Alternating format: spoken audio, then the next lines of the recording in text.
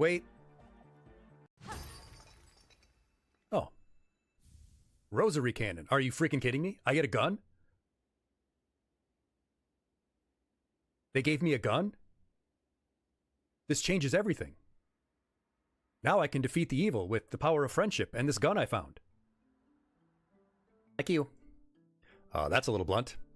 Well, excuse me. It's not like I said it was bad. It just didn't evoke any emotions. I only got to pick 20 random words. So basically, it's not cute enough for your tastes. Do you want to get smacked? Do I have to pay extra for that? I'll pass. Well, anyway, I guess I need to show you mine. Not that you'll like it. If the IPC has any reservations. Oh, I don't care if the IPC has any reservations. The IPC can see these nuts. That's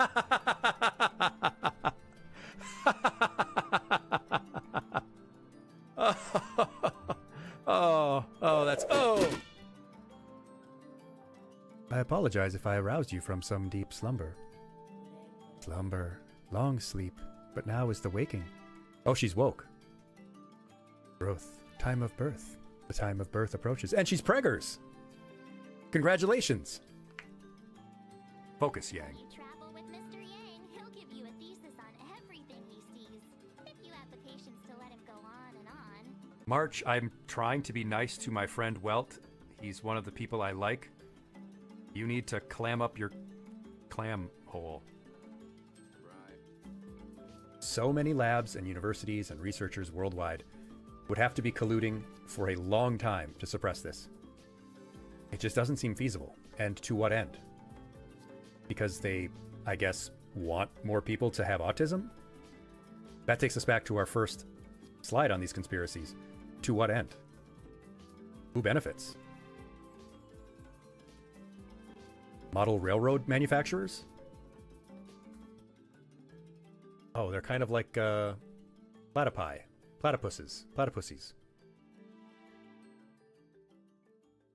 Tell me what that platypusy do.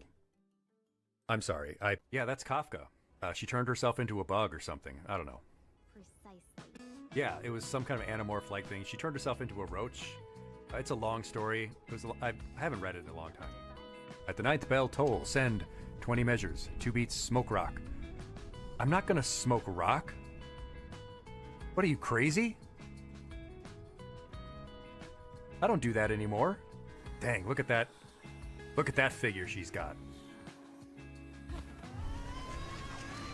Oh, I'm gonna skong! Oh!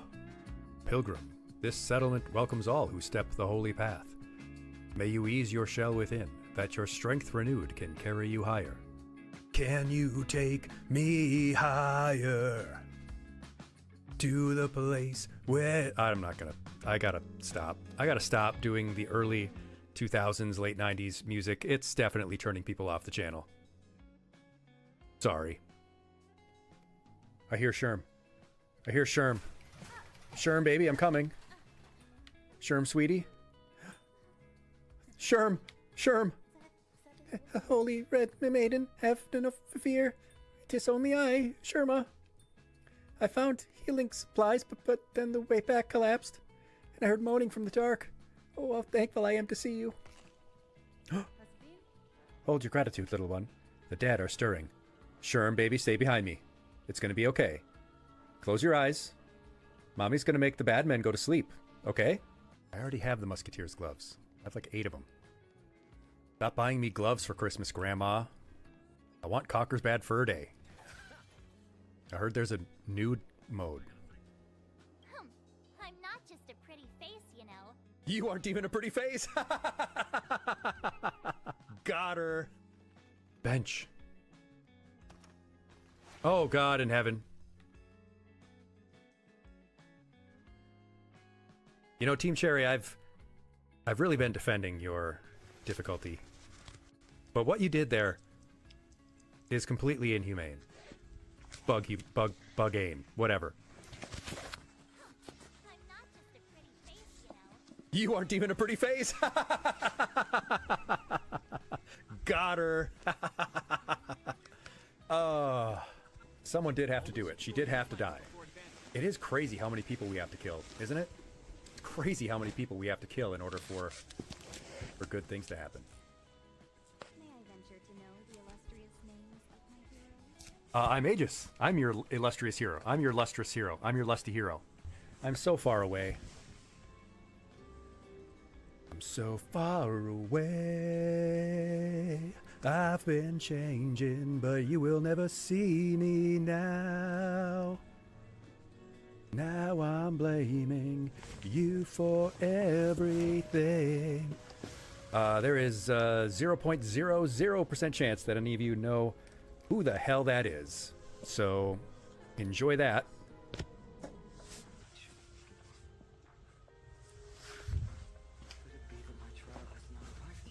A manifestation of Nico Nico Ni. I should not ever do that. A lot of goodies with you. Let poor old Snitchfly have a quick look. No touchy. Oh, what a rotten turd. Keep your nasty junk to yourself then. You're the one who seems like you have trouble keeping your junk to yourself.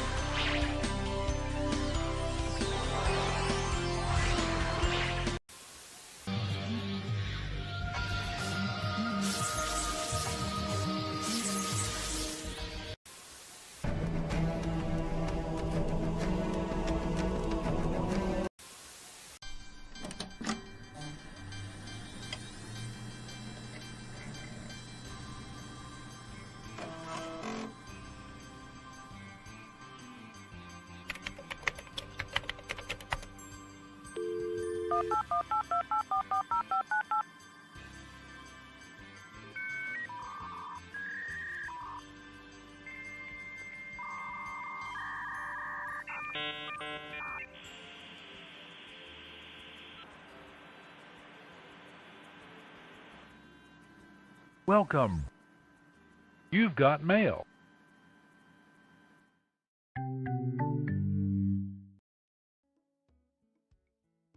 Welcome, everybody. Welcome. Come on in, find your seats. Thanks so much for joining me this evening. My name is Mr. Aegis. I will be your teacher for the session.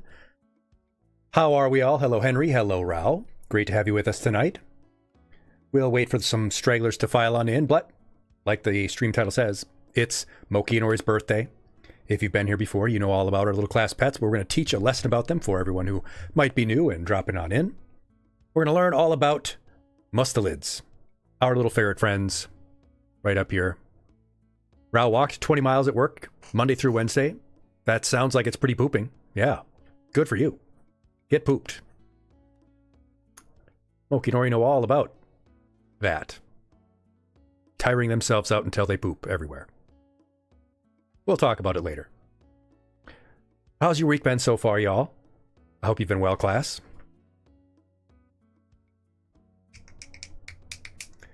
I hope things are going great for you. It's been up and down, and I mean way up and way down. We had temperatures over 70 degrees yesterday.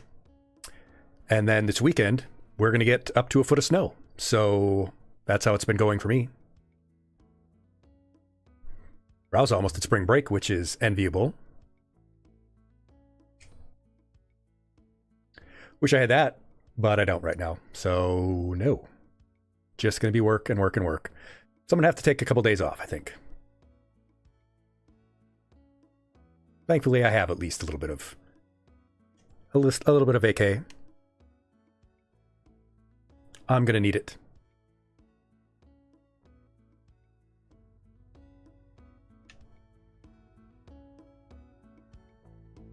Might have to actually just work from home on Monday. I might be allowed to do that, because it's going to snow so bad. Not that that makes it any better, but at least I'll get to play with the ferrets in between work.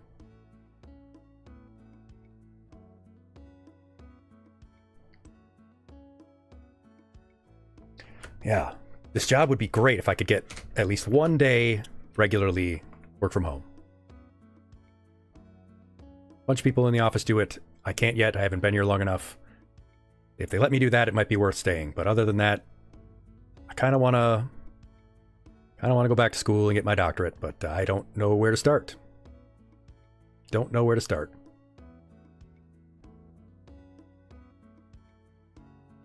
Still very hot where you are, Henry. Not really at autumn yet. That's a good time when it does start cooling off just a little bit. I love summer, but it, makes sense for me considering that I live in a very cold place.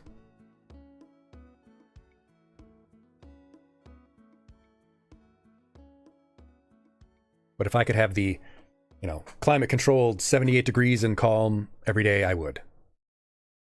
That would be just fine with me.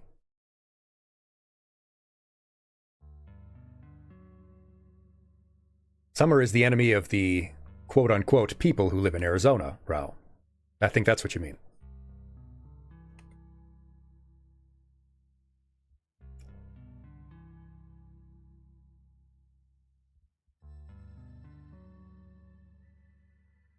For regular folks, summer's great.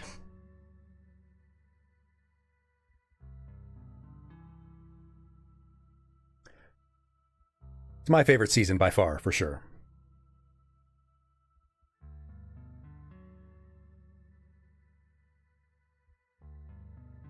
But let's head to the main classroom, shall we? Let's get this show on the road.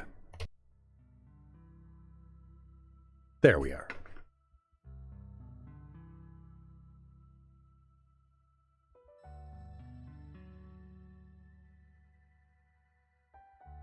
All right, class. Today, we have a relatively non-traditional lesson for you. It's not necessarily going to be related to health and wellness, although pets do improve our health and wellness generally. We could have a lesson all about that if we wanted to. In fact, perhaps we might. Maybe I'll make that our next lesson. We'll talk about pets' effect on our wellness more generally. But tonight, we're going to be talking about something very specific.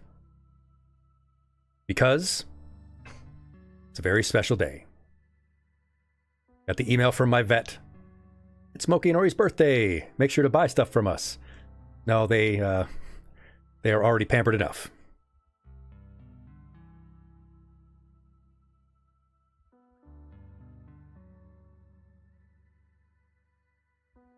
Very much spoiled brats, and we'll see that well evidenced shortly. Because it is Thursday, March 12th, 2026, and it's Ferret Day. That's right. In our classroom, March 12th is a very special day. More important than March 7th, in fact. Coming up, later on in March 21st, will be our next Knowledge Fellowship Seminar Series, where our special guest will be General C. General Stee. But before we begin our lesson, make sure to mind the class rules. Use your redeems at your leisure. Enjoy them. That's what the points are for. Have fun.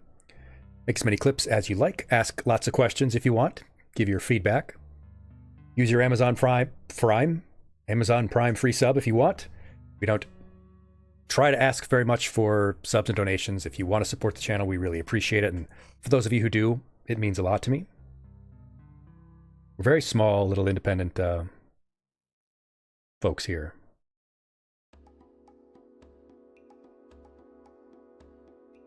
Your stream avatar too, running around on the screen there.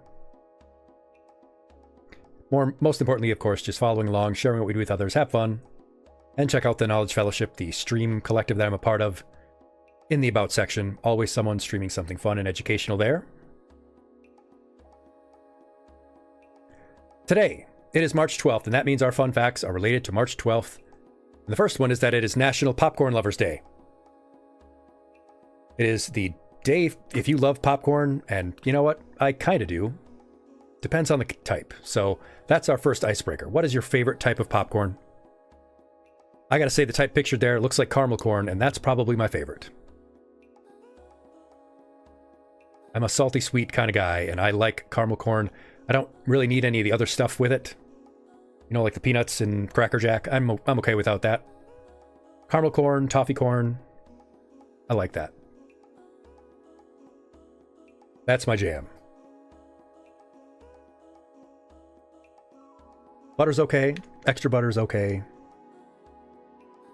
Rao, you like classic movie popcorn with enough butter and salt to kill even Mick Jagger. Somehow that makes sense.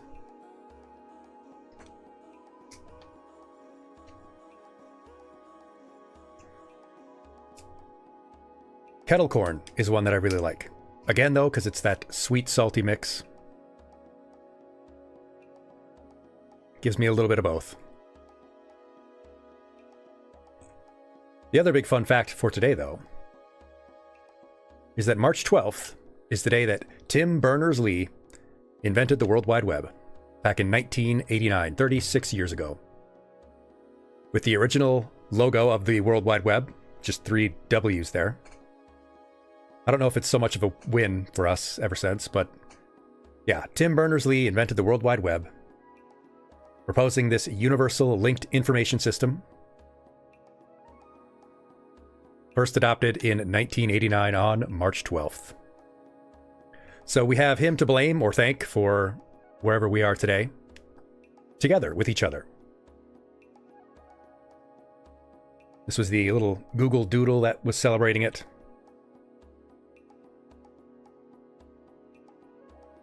I remember having a computer like that. I mean, not in my house. We were too poor for that.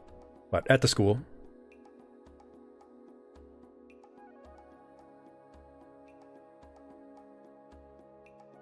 Yeah, I'm sure he had good intentions, Mr. Berners-Lee, Rao. Purgatory. 1 million years purgatory. Yeah, Henry. Well, technically, it's the World Wide Web's birthday. I think the internet goes back farther. And the World Wide Web is like a way for accessing it. And welcome, Pawnima. We're just getting going. Yeah, he gets 1 million, 1 day in purgatory for every terrible thing that the internet has brought about. But I mean, there's some good stuff too. Yeah, it is the birthday of the World Wide Web on March 12th.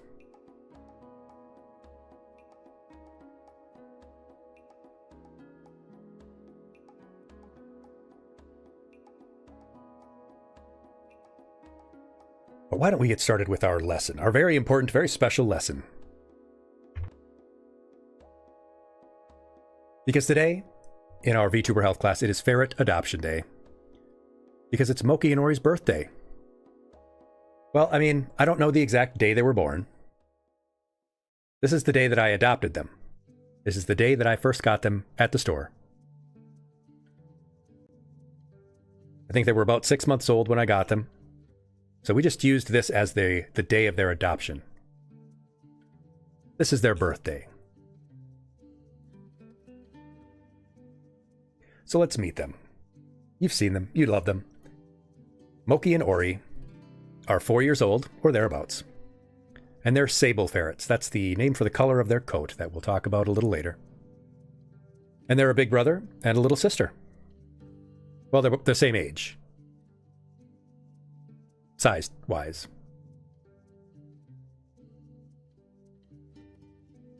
And this is what they looked like the day that I got them.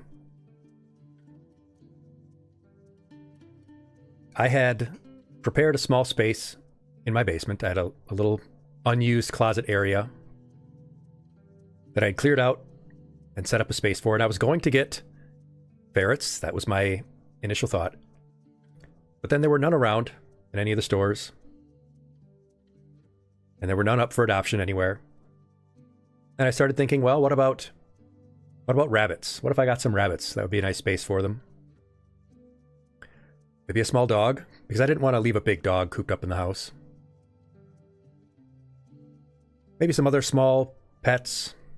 And then I went to this store. This was the last one I was going to check before just deciding to get a rabbit. And there they were. And I didn't have the room all ready yet for ferrets. But the store was like, yeah, nobody's adopted them. They've been here for a couple months. We're going to send them to another store. See if somebody in that area wants them. I said, nope, there'll be no need for that. And I took them home. And the rest is history. They were very sleepy when I first got them.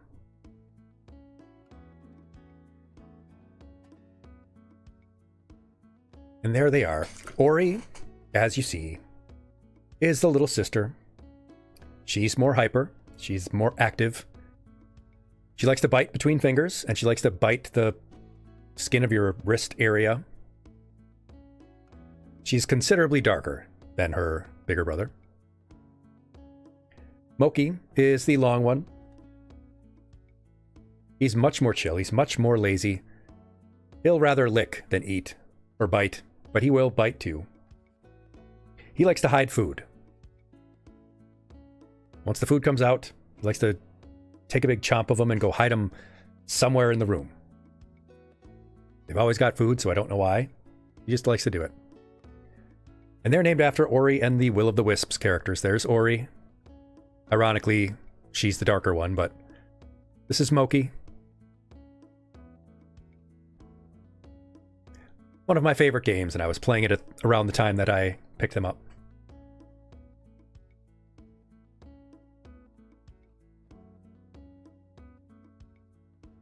And since we've gotten them, we've gotten a few little pieces of art about them. This is the classic meme. The woman yelling at the cat, except it's Ori.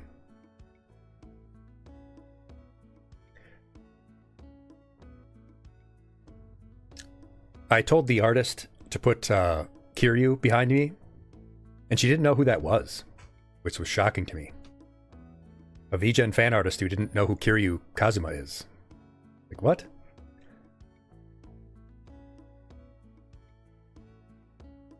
There's the Ken and Barbie meme. The mugshot. Them on my shoulders.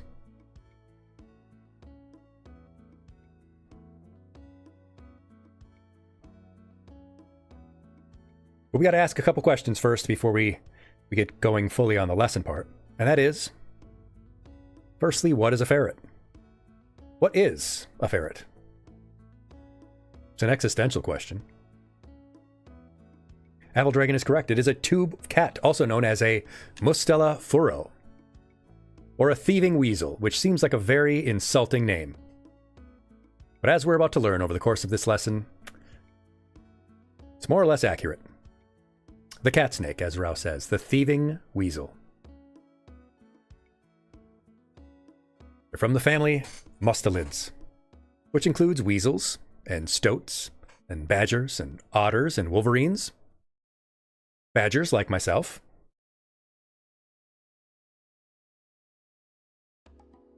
Most mustelids are carnivorous. Some will eat just about anything, but most of them are carnivorous.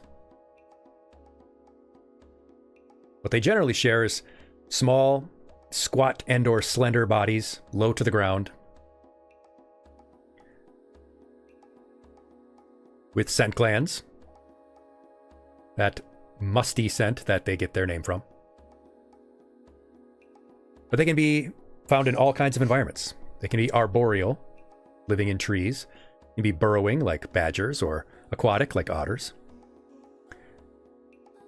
They're suited for just about every environment.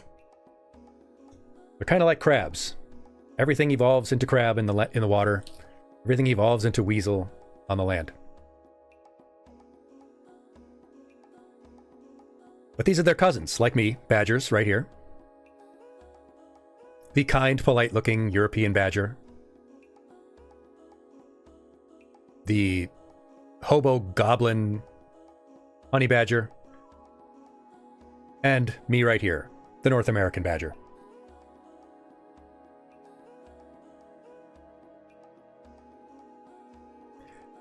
And the rest of the family, stoats and ermines, minks, otters like this guy here, the ferret of the sea. Notably absent, though, from this family of stinkers, of scent gland stinkers, are skunks.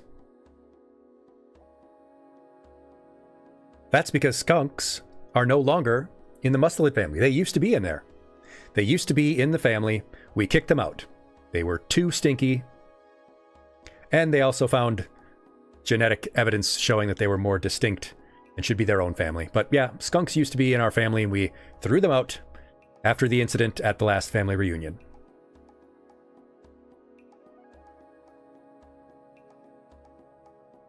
Otters are, in fact, the real murder maniacs. That's who you really got to watch out for. Ferrets will steal from you. Otters will put a knife to your throat.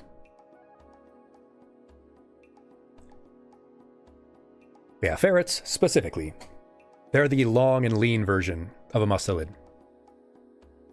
They average about 3 pounds, or 1.4 kilograms, if you want to get European about it. Or about 20 inches long, about 50 centimeters long, if you want to get European about it. In the wild, they eat small rodents, fish, birds. Yeah, Apple Dragon, it's wild that just, we decide one day, this animal doesn't belong here anymore. But we've done that with plants, too. Like, there's no such thing as vegetables. There's no such thing as a vegetable. Vegetables don't exist. It's just a made-up thing. It's not actually a physiological thing. It's like corn is technically a vegetable. It's not, because vegetables aren't real. Corn is a grain. Yeah. It's imaginary food.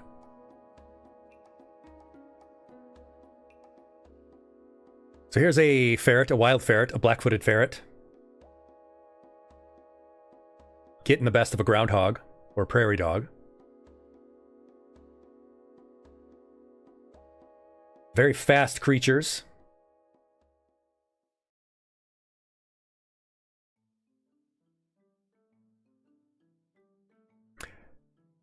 And rabbits too. And they can take down rodents that are significantly bigger than them. So if you're playing with a ferret and it bites you, might hurt a bit. Just remember, if they actually wanted to bite you, you would be bitten. They have quite a powerful bite.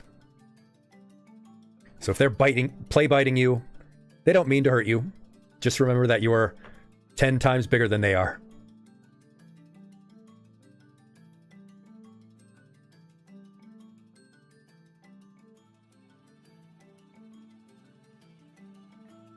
Ferrets have a very strong sense of smell, and they can hear very well, too.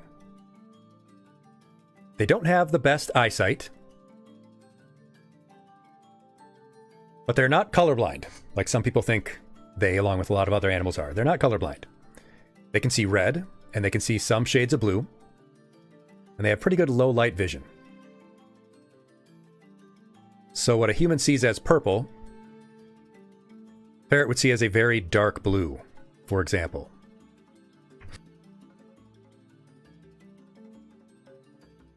Other colors besides red and blue would just appear sort of washed out, a little bit muted. They can still see color. I'm always fascinated by how they figure this stuff out.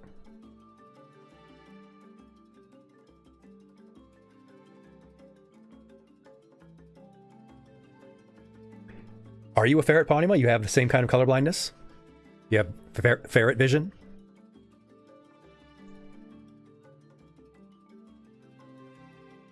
Maybe you are.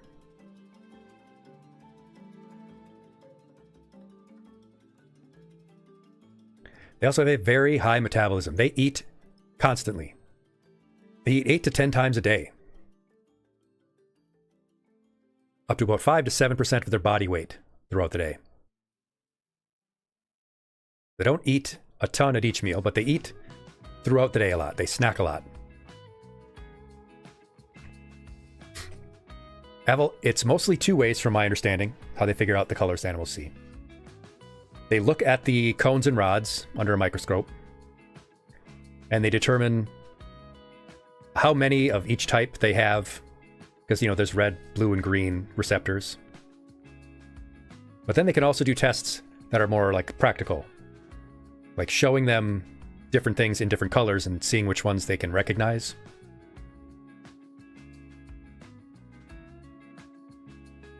Which is easier with, the smarter the animal is. You could probably tell if a monkey had colorblindness pretty easily with little puzzles.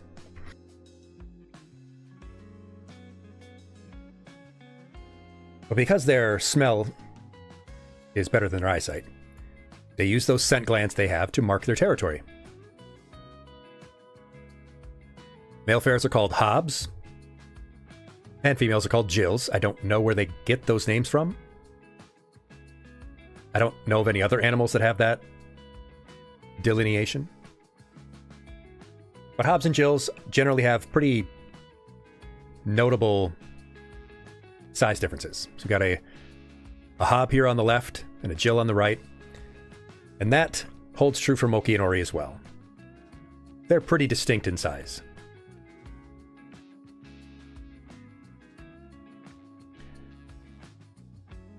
They are obligate carnivores. Of the mustelid family, they are obligate carnivores. That means that they only eat meat products. So generally, they get a pellet food that is primarily a chicken or other animal product, high in protein, high in fat. They get very attached to their food as well. If they eat one particular type of food, if that's the food they're given when they're at the store or at the breeders, that's the type they like. And they will turn their nose up at anything else. They get very particular. My ferrets were raised on a brand of ferret food called Marshall's. And I tried to buy them a super premium brand. I mean, the brand they have is a normal, regular brand. I tried to buy them a super premium brand, thinking I'll be really nice. They just flat out refuse to eat it. They only want the food they grew up eating. But they also love this treat, Furovite, which is a supplement. Gives them additional vitamin A, folic acid, B vitamins, oils that they like. But they also get very particular even with the treats. Some people will give them a variety of treats. I can't really, because they don't care. They only want their Marshall's dry pellet food and this little nutrient paste that tastes like a jelly to them. Yeah, and they did come from a ferret farm, and that must be absolutely chaos there, for sure.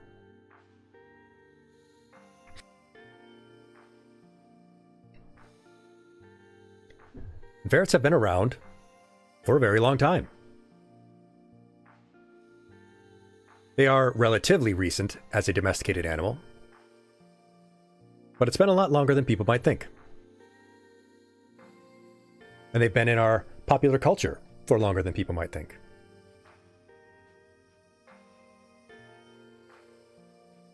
They were first domesticated about 2,000 years ago. And they were domesticated from the ancestor of the modern pet ferret, the European polecat. This guy right here. This guy right here. Perfectly depicted sitting on a pole. That's a polecat. In case you've heard that word before and weren't sure what the heck it means, that's what it means. It's a cat that sits on a pole. Well, it's a mustelid that sits on a pole.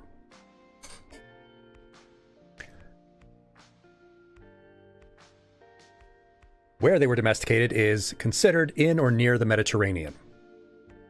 We're not exactly sure, but that's about where it was. And they've been domesticated and in use for some time by about the Roman Empire. Why do you think they were domesticated? What do you think the reason was that people domesticated the European polecat for some reason?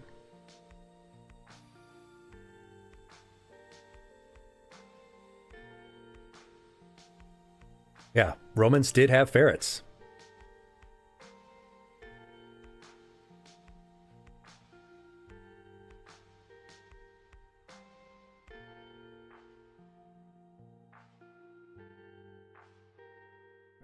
Rouse says they're good for getting into tiny holes, so good for varmints.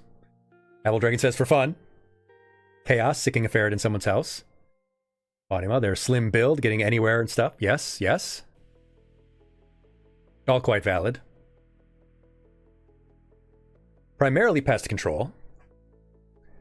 And for their beautiful appearance. But they were great at ferreting things out. Yeah, get the name now? They were great at ferreting things out. They were good for limiting the rodent population in and around your granaries. So they were kept around like cats would be. But unlike cats, ferrets can get into smaller spaces better. They can actually follow those rodents into their burrows. So while cats will scare off a lot of things, ferrets will get in there and get them. They would be kept around people's grain stores. Yeah, ferrets are like a special build tree of the cat. Yes, Henry. They're in a special skill tree. They are slinky little hunters, as Dr. Phil says. This is a painting by Leonardo da Vinci himself, called Lady with Ermine, although it's much more likely a ferret. Pretty famous painting that you may have seen before. It's painted in 1490 on an oil painting on walnut wood, depicting Cecilia Gallerani, the mistress of Ludovico Sforza, the Duke of Milan. And it is actually one of 4 portraits, well, 4 surviving portraits that were done by Da Vinci. One of those 4 being the Mona Lisa. So we have 4 surviving portraits of women by Da Vinci, and one of them has a ferret in it.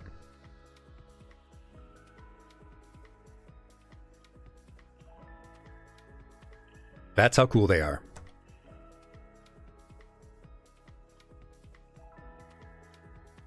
Ferrets were then brought to the Americas in about the 1600s, for about the same reasons.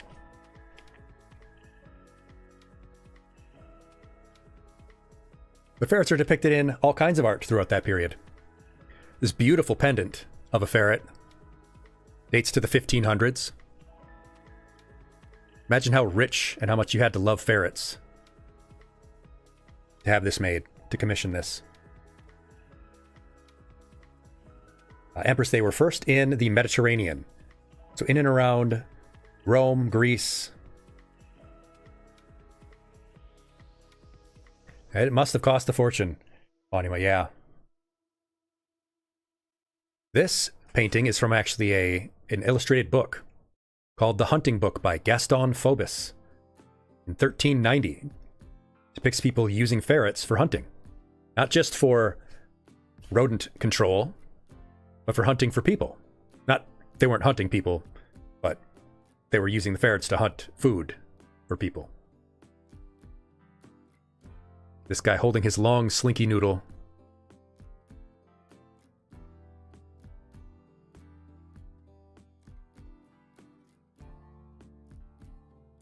This painting, with the lengthy title, Pope Celestinus III grants privilege of independence to the Spedale,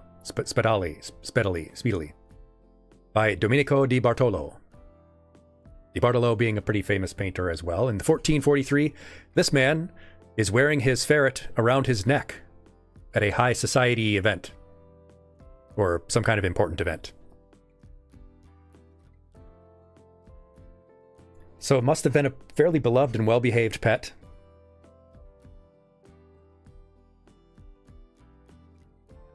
Then this illustration from 1551, from a compilation called the Historiae Animalium by Conrad Gesner. So ferrets, known, beloved, depicted in art, all the way into the modern period.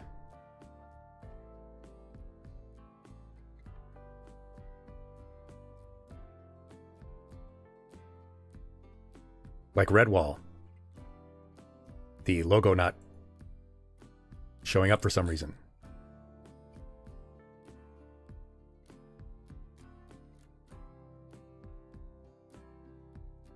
There we are. Like in Redwall, which features quite a few ferret characters. Like Kilconey, and Vale Sixclaw, and Rumska. Now, in Redwall, ferrets are mostly villains.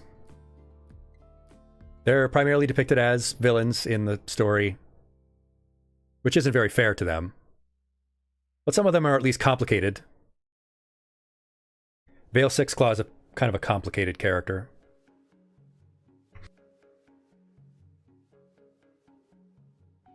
But when I was reading back up on Redwall and the ferret characters, it did remind me just how, well, a lot of people would think they're not for kids nowadays. Perfectly fine for kids, in my opinion. But a lot of people today would probably not think so if they were to come out now. People would think this is too dark. This is too nuanced for little kids to be reading as a cute little anthropomorphic fantasy story. But I mean, if they can handle animorphs... What I'm saying is that this ain't Harry Potter. Vale Sixclaw was the abandoned son of an evil king who didn't care about him, just abandoned him. But he got raised by the good guys, by this loving, like, church mouse who loved and defended him, even as he grew up surly and didn't like other people because he was a ferret and they didn't like him. And he ends up trying to poison the abbot to death. And then he flees. And then he ends up meeting his father who abandoned him, and they have a fight to the death. But his mom followed him because even though he had been exiled, she still loved him. And then just as Vale Sixclaw and his father are fighting to the death, the father's about to jab him with a spear and kill him, and the mom jumps in front of it, and he ends up stabbing her, or no, the other way around. He was about to stab the mom. I'm forgetting how it works, but one of them dies, and they die in each other's arms or something like that. It was like, good lord. And hello, Ren. Yes. Yeah, it's a very mature story. Very Shakespearean. Very Hamlet stuff. There are other depictions of this wonderful family of creatures, like Daxter, who is half otter, half weasel. He's an Otzel. And of course, some program has to restart. Anyway. Daxter is an Otzel, half otter, half weasel. All man.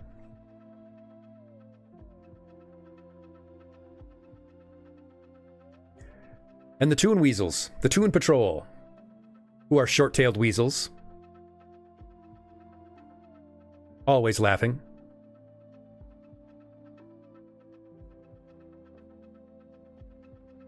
But what about ferrets as pets? We've talked about the origin of ferrets and ferrets in popular culture. What about these little goobers as pets? What about these Slinky Noodles as our personal friends? Well, they are the 10th most popular pet in the world. They're the 10th most popular pet. Where do you think the rest rank? If ferrets are the 10th, where would you put the rest? How popular do you think the rest are? Yeah, I don't know if it's physically possible in the real world, Henry. Or if they decided this would be a fun thing to put together. The Jack and Daxter people. Wanima thinks cats are number 1. Parrots are in 3rd place, Empress says, so birds generally, probably.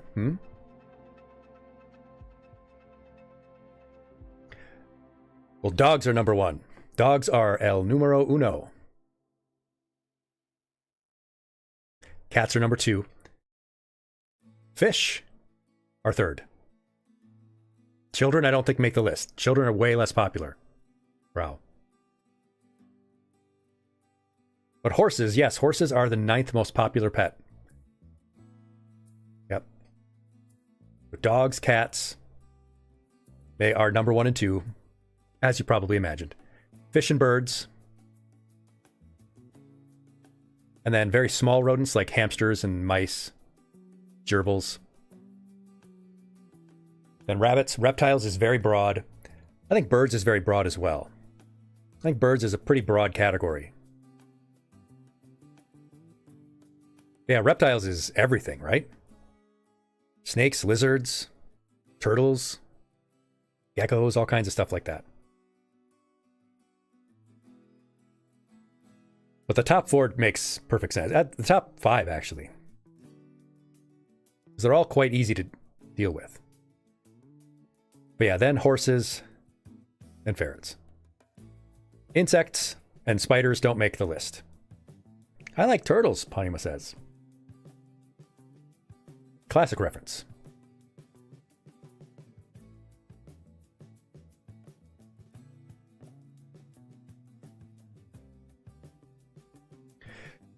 But ferrets. They're usually descented when you get them. And they're usually spayed and neutered. Depending on where you get them. But most places, most breeders, they are spayed and neutered. And they're descented. That scent gland is removed. They still smell with their musky odor. But we'll talk about ways to mitigate that. Yeah, bears aren't pets, unfortunately.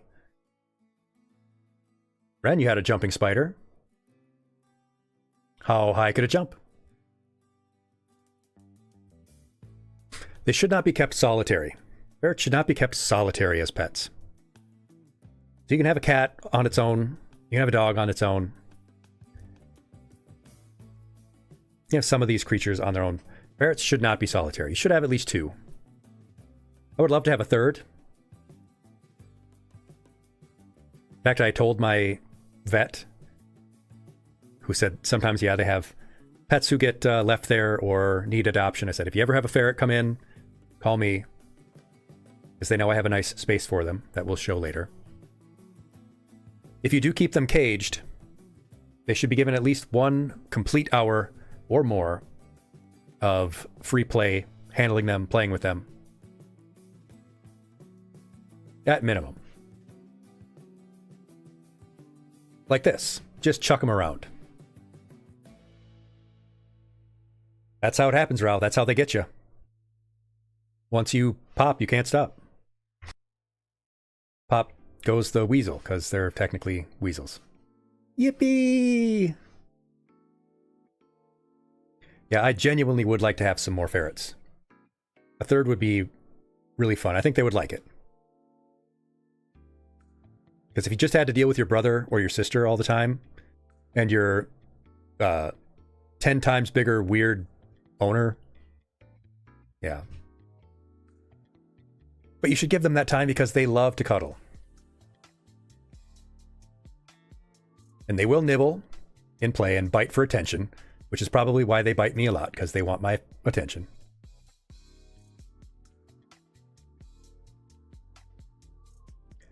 And they love to burrow and to dig and to climb. And they are smart enough to be litter trained, if you're consistent and you do it well. Mine, I would say they're about 80% litter trained. Not because they have the instinct to bury it like cats do, but because they always like to go in the same consistent place. They find a place, generally a corner, where they can look out and see everything around them, where they feel safe, and that's where they always like to go. So if you can get them to consistently go in one spot and you have a litter box there, you can get them to use it. Give them a treat every time they do.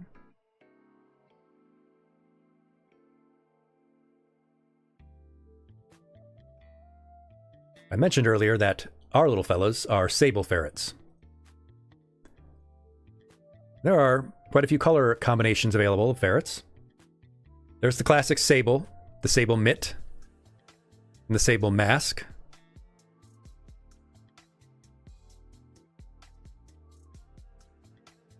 We have sable mitts. There's Siamese, which are just sort of a lighter type of sable. There's Blaze, who have kind of badger face coloration. There's black-eyed white, which are all completely white fur, but with their normal black eye color. Then albino, which, like most albino creatures, have a kind of a red eye with white fur.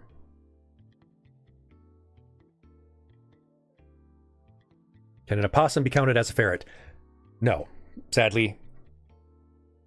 They're like, I don't know, hobo ferrets? You like the stripe on the marked white? It does look cool. It does look very cool. It looks like a unique creature.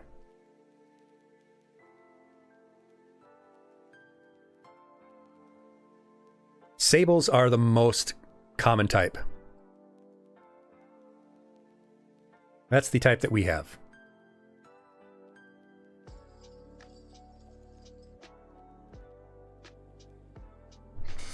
You probably know that a group of ferrets is called a business.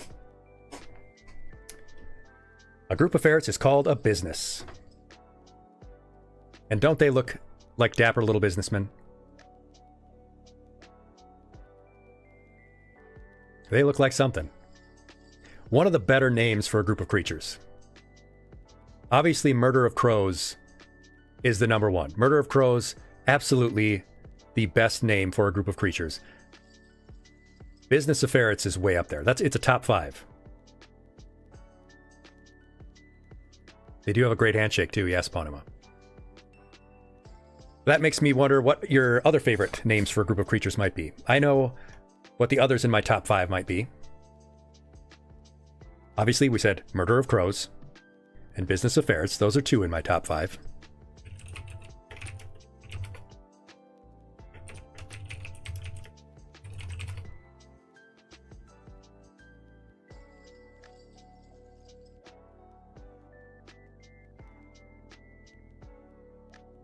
Chibi Methos Sim says a fluffle of rabbits. That is maybe the best descriptive one that there is.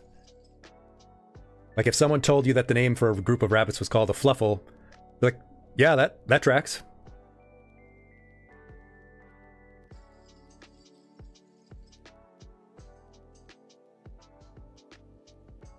I have to say, a parliament of owls is one of the cooler ones. A parliament of owls. It just makes sense.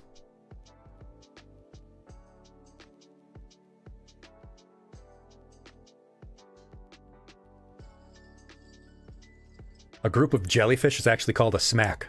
A smack of jellyfish.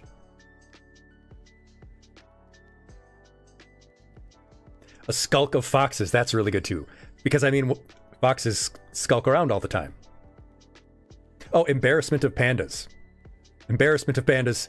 Yeah, they are kind of embarrassing, aren't they? I did not know that one, Dr. Phil. A loveliness of ladybugs.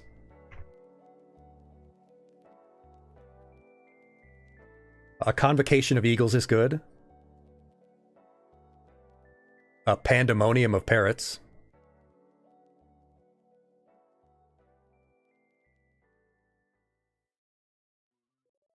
Coalition of cheetahs. Is that actually what it is? Why am I here? They say the Portuguese term for a pack of wolves is alcateia. That does sound good. I always thought that raccoons would have a cool name, but it's just called a nursery of raccoons. Now, come on. It's not as cool as a group of lemurs, which is a conspiracy of lemurs.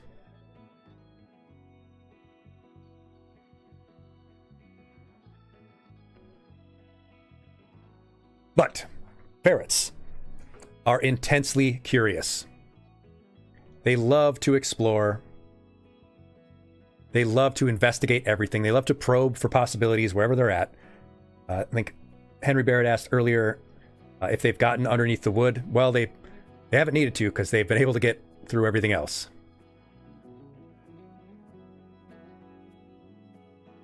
This means that if you have a ferret, your home requires ferret proofing because they will get through almost anything and everything.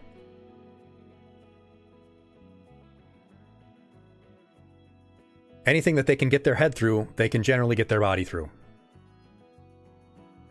And they'll try. They love to chew and to steal and to hide because, I mean, they are called a little thief. They're called the thieving weasel.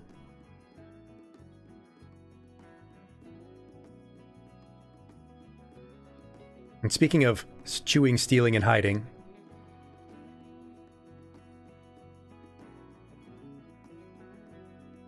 this is something I took of them. This was supposed to have the Metal Gear sound effects, but they're not playing. That's fine. Dragging Snake off to his doom.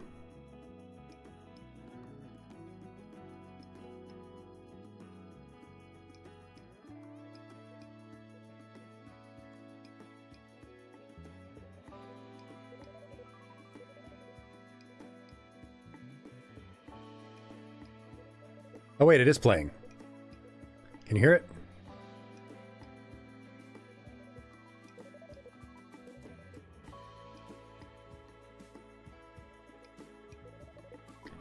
It should be tracking the audio. Snake? Snake?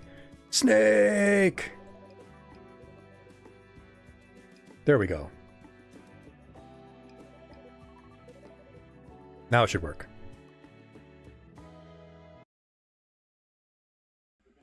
Take him to Detroit. Nani? No! No, not Detroit! No! No, please! Anything with that! No! Not Detroit! No! No, please! Anything with that! No!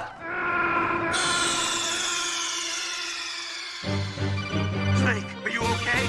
Snake? Snake! So yeah. That was pretty good. Yeah, their stuffed snake is their favorite toy, I would say.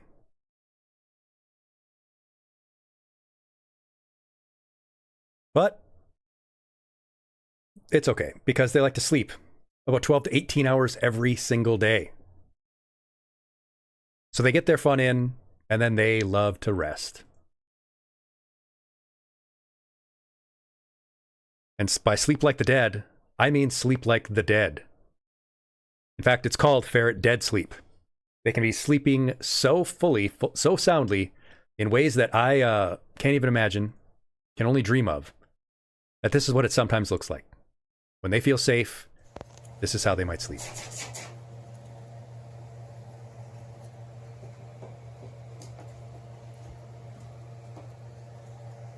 Just a complete flopper.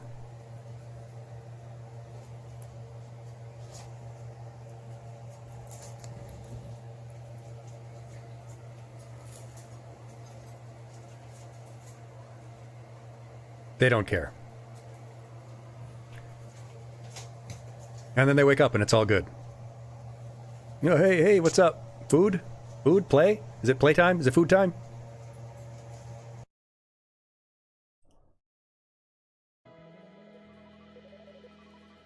Yeah, I would also sleep that same amount, Henry, so I guess I can't judge them.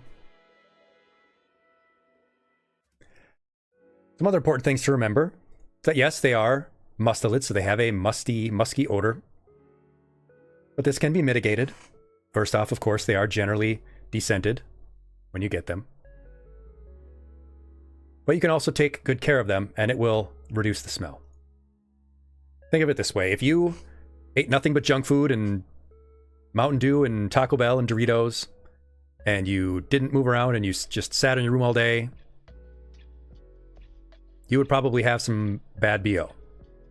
But if your ferrets get good enrichment, and you get them plenty of exercise and stuff to do, you give them a good diet, you can give them a special supplement in their water to help with it, it really doesn't smell that much. I just put an air purifier by the door to their room, and it's no worse than I would say having a dog in the house.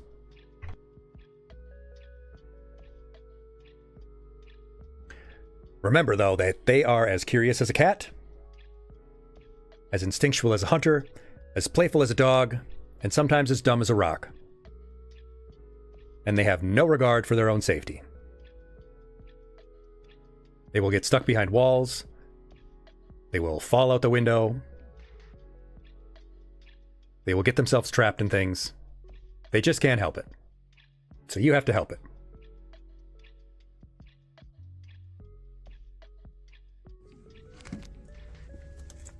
Because they love to explore.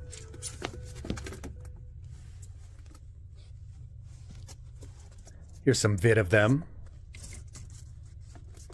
clamming around in a little box in the adjacent room.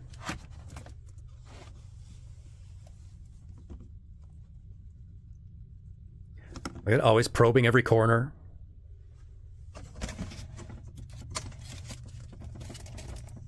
I found them in that box multiple times. If I put a little blanket under those metal rods, they would sleep there.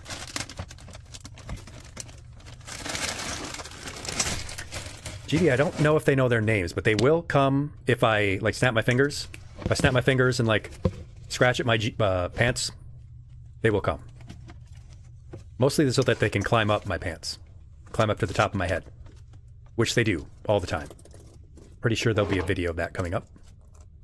But yeah, they will Shadow of the Colossus it and climb up all the way to the top of your head. Because they want that that view from above. Yeah, they are like little toddlers, Apple Dragon. That's totally accurate.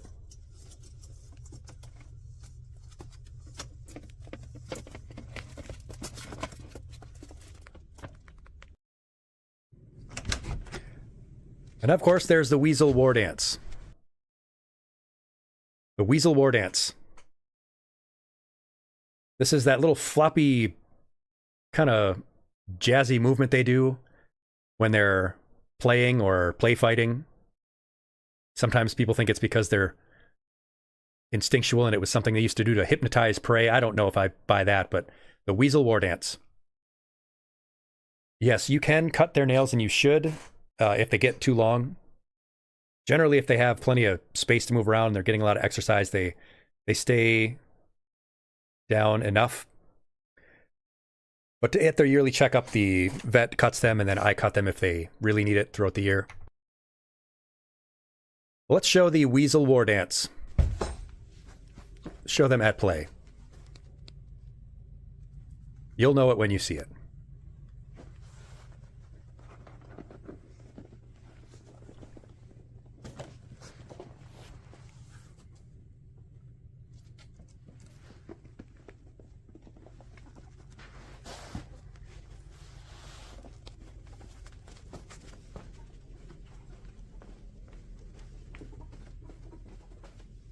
They flip-flop around, and a lot of times they'll back into stuff because they get all clumsy when they get excited.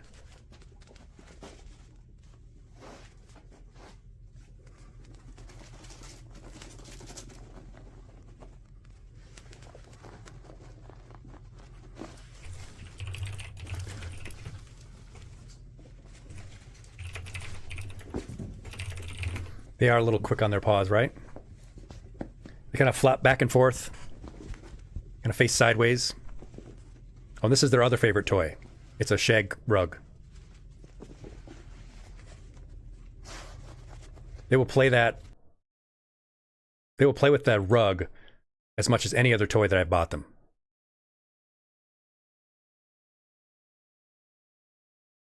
Oh, did the ad break scare you? My bad.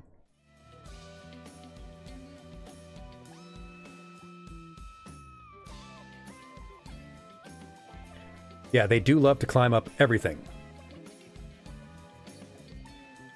Climbing up to the top of my head is maybe their second favorite thing to do.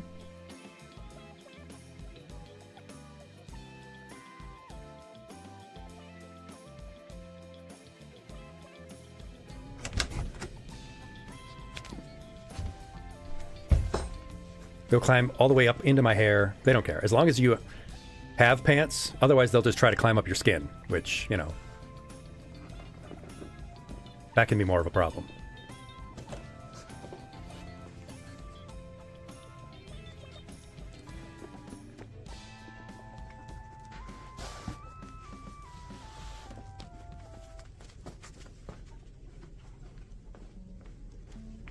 Yeah, I have a video right here of them climbing up my pants leg. Let's show that.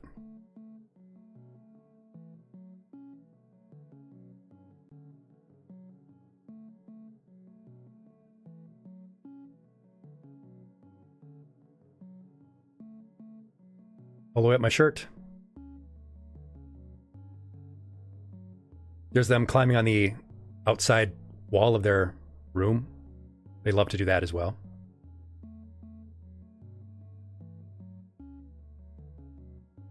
I let them play in the guest bedroom sometimes, and they like to climb up into the covers.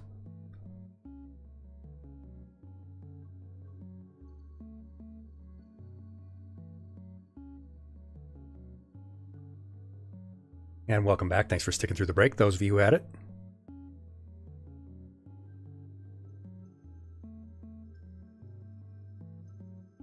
Then, of course, there's the noise they make, which my ferrets don't make a lot of noise. In fact, ferrets generally don't make a whole lot of noise.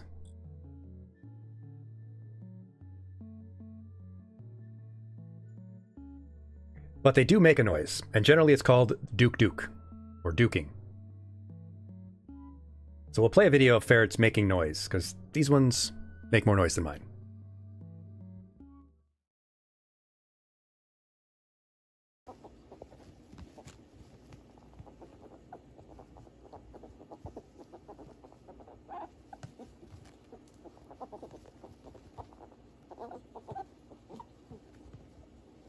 That's their playful duke noise. They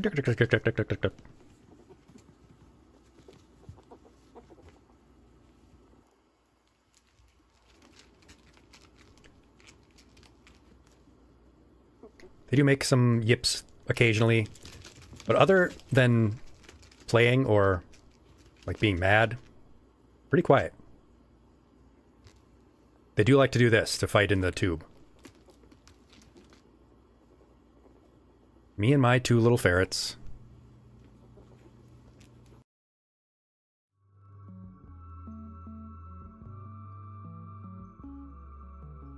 Yes, you always want to have at least more than one. You want to have 2 or more ferrets at a time.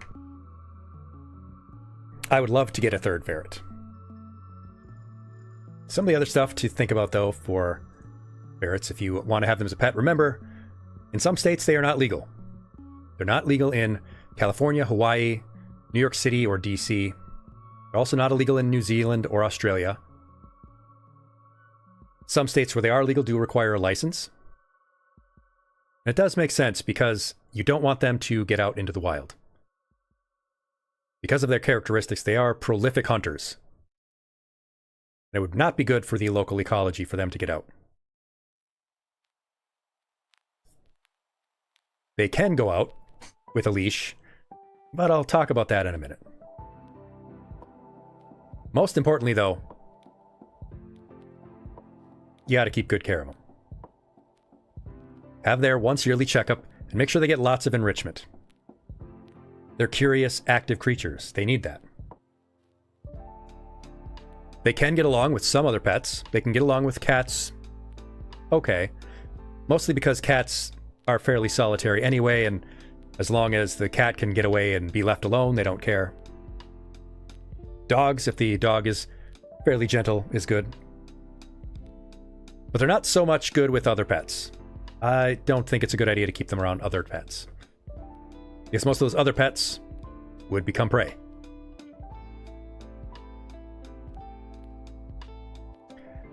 How do I keep them inside? Well, they are kept in their own room. I have their own room for them that I will show in just a moment.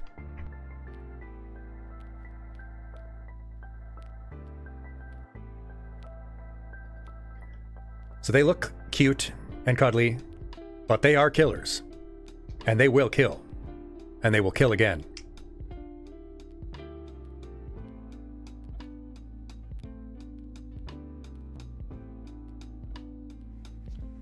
So as for enrichment, this is their room that I made for them. It was a closet space that I didn't really use anything for, so I turned it into this. Put down some simple wood flooring, covered the walls, some grass-like carpet, homemade wooden furniture, stuff for them to climb in, this $5 giant Barbie house that I got at Goodwill.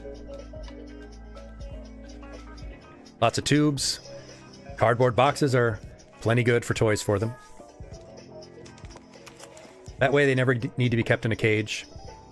They've always got at least this room to run around in, and then I'll play with them additionally. We'll go into the larger basement area and play.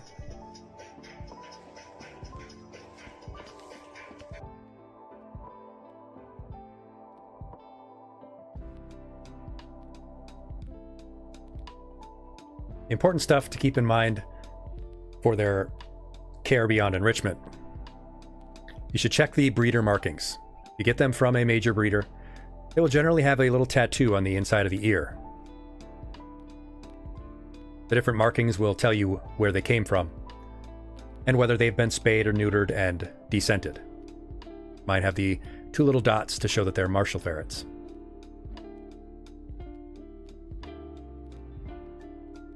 They do require some vaccinations, particularly distemper vaccine.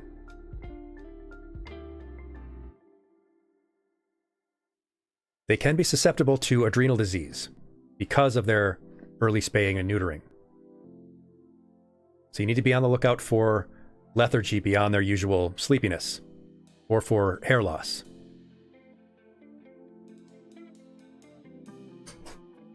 These are more common in the more exotic colorings, and in the albino varieties, in the cinnamon and chocolate varieties, I believe. So the color varieties which have required more extensive breeding of particular animals, this can be more common. Bald spots, yes, Pawnima. Watch for bald spots. They may also be susceptible to insulinoma, which is a tumor on the pancreas, which can give them trouble with their insulin levels.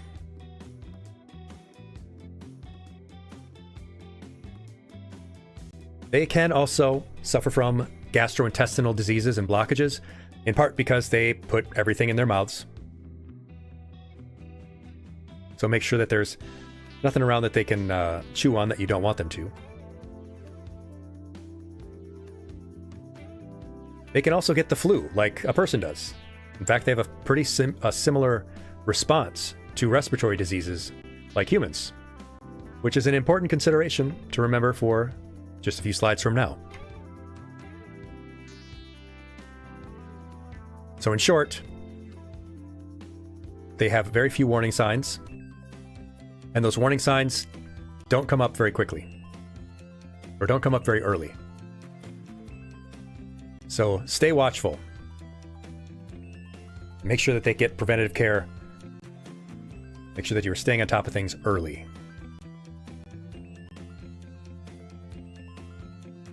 One question that has not been asked yet is about bath time. Well, ferrets don't need to be bathed very often. In fact, once or twice a year at most. Anything more than that would dry out their natural oils. They actually might get stinkier if they're bathed too often. Their natural oils help keep them smelling nice. And you just used 2 to 3 inches of water. Sometimes they can just be curious about water. Sometimes they're irritated. Yeah, Empress, they generally keep themselves clean, and they generally have those natural oils to keep them. Just run the water over them with maybe some gentle shampoo. They have special ferret shampoos.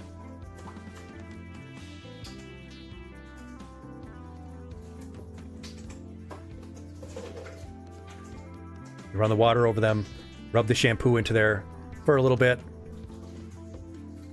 and then pour water over them to rinse off, and then let them dry themselves off mostly. Just give them a towel and let them scrabble around in.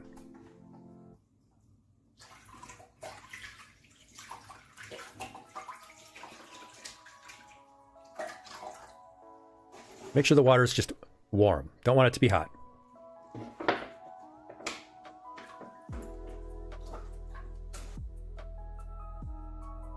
Can they have the flu vaccine, Cheapy Methos? I'm so glad you asked that.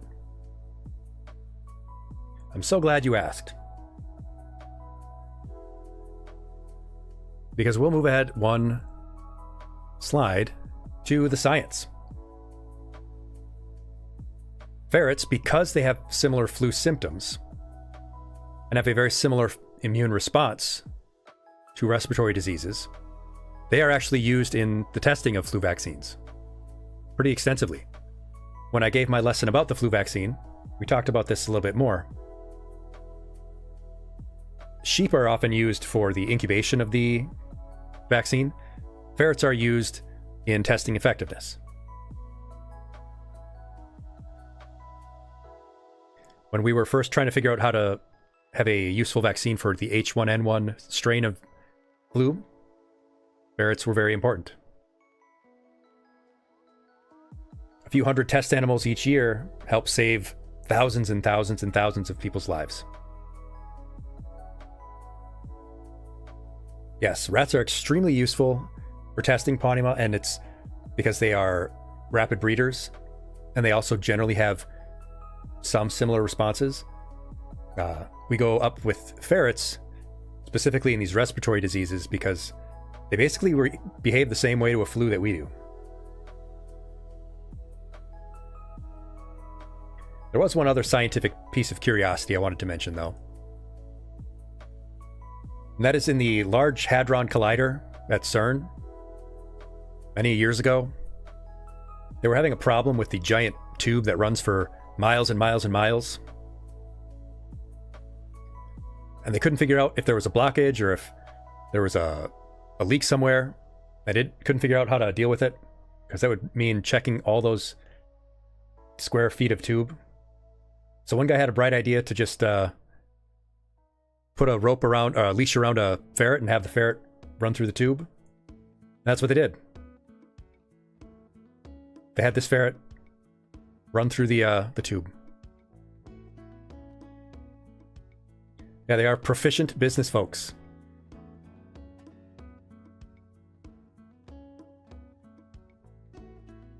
Felicia was her name. Felicia the ferret.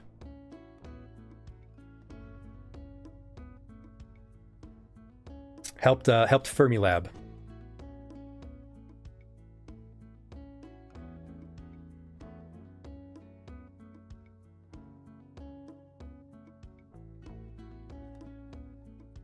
But yeah, outside the house we were talking about.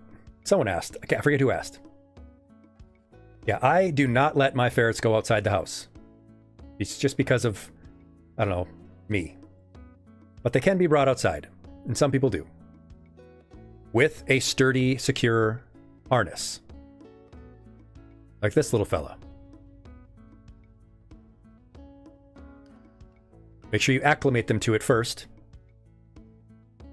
Make sure you have them wear it for a while so that you can see if they were able to get out of it or not.